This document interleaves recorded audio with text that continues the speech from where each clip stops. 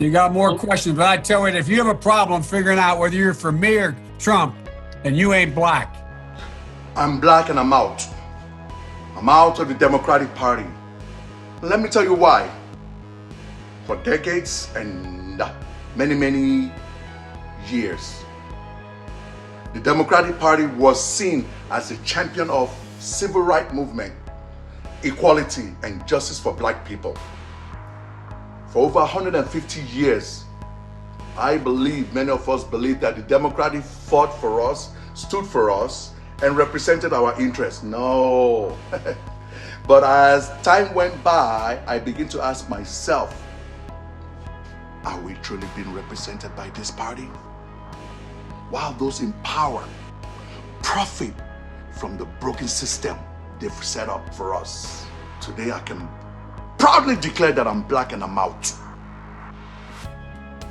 I'm a full-time Republican now, and I urge all my blacks, my black American, to return to the Republican Party.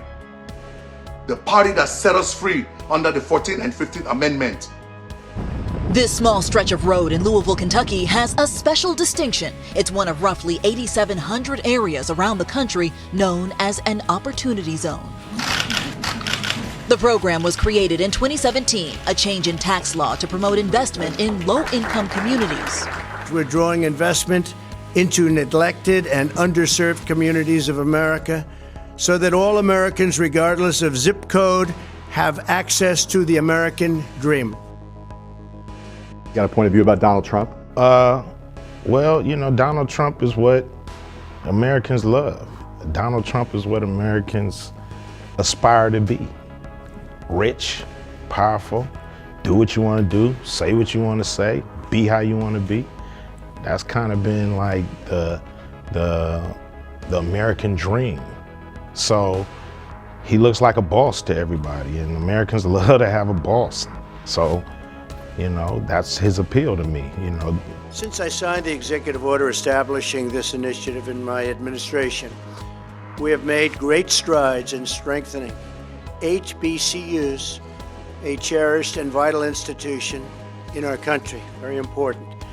I'm proud to say that my budget continues America's commitment to helping HBCUs improve their competitiveness, requesting more than $500 million for HBCU-focused programs. Further, the recent budget deal allows for the forgiveness of any outstanding loans owed under the HBCU Hurricane Supplement Loan Program, which was a very difficult task, and it worked out. I'm also pleased that our expansion of the Pell Grant eligibility will greatly help the many students attending our wonderful HBCUs. And also, I tell you, if you're a football fan, these guys are good. I guess they're going to the game a little bit later or something. You going to the game? Are you going, or are you going to watch it on television? Former NFL stars Antonio Brown. Oh, he was a good player. He was a good player. And Le'Veon Bell, really good players. And Mike Wallace, come on up, fellas, come on up.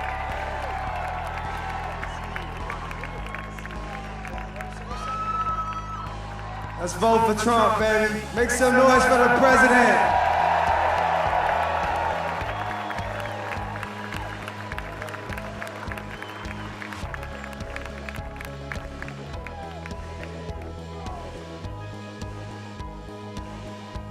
Let's go Trump. You already know, vote Trump, let's go.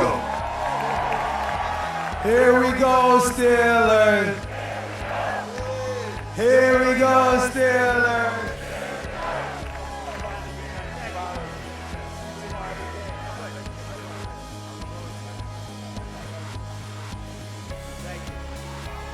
They look good. You're almost home, bro. You're almost here. Another painful call for Vida Ajamu with brother Robert Shipp, in prison 25 years, sentenced to life after a drug conviction, no chance for parole. I love you too. See you soon.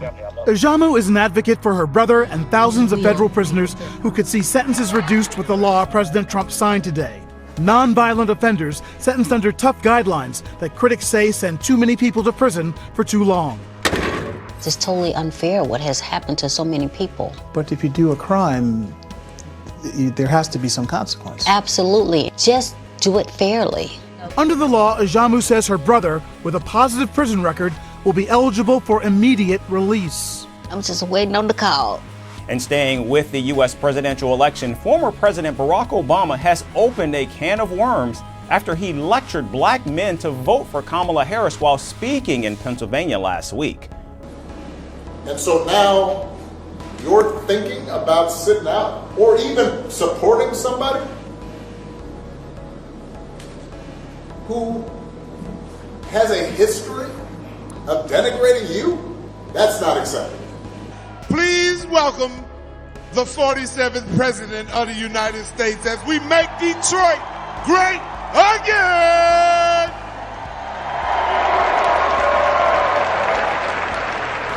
President Donald Trump has left the White House, but he granted clemency to a couple of celebrities before his term officially ended. Just hours before Joe Biden is set to be sworn in as the 46th President of the United States, Trump pardoned rappers Lil Wayne and Kodak Black.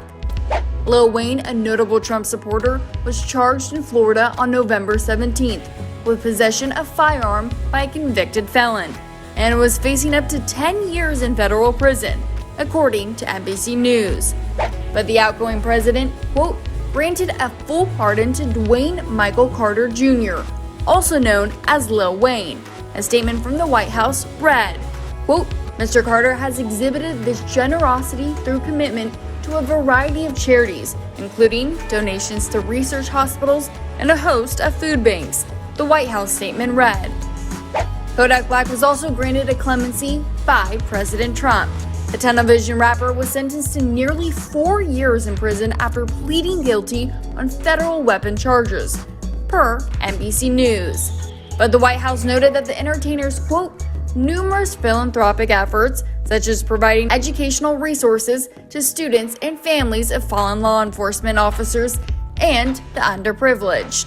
This mugshot, a historic one in the United States, the first for any former president. We've all seen the mugshot, and you know who embraced it more than anybody else? The black population. It's incredible. You see black people walking around with my mugshot. You know, they do shirts and they sell them for $19 a piece. Tired of watching young black men and women shot. Turn back the clock to 2020.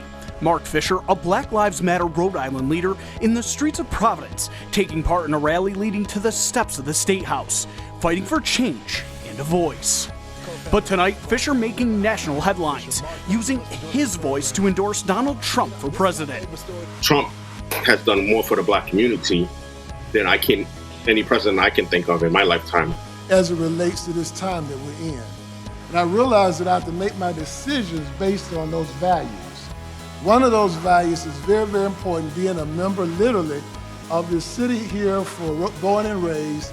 I recognize that I have to look at the life of those that are unborn, those in the womb. How are we gonna protect those in the womb? And I realize even with black babies in the womb, they've been unprotected. And as a result of that, they've been a direct result of genocide, of eugenics as a result. And so if I have to determine who is going to protect babies in the womb, I have to support and I have to endorse President Donald J. Trump. And that is why these and many more Black Americans now approve of the following film.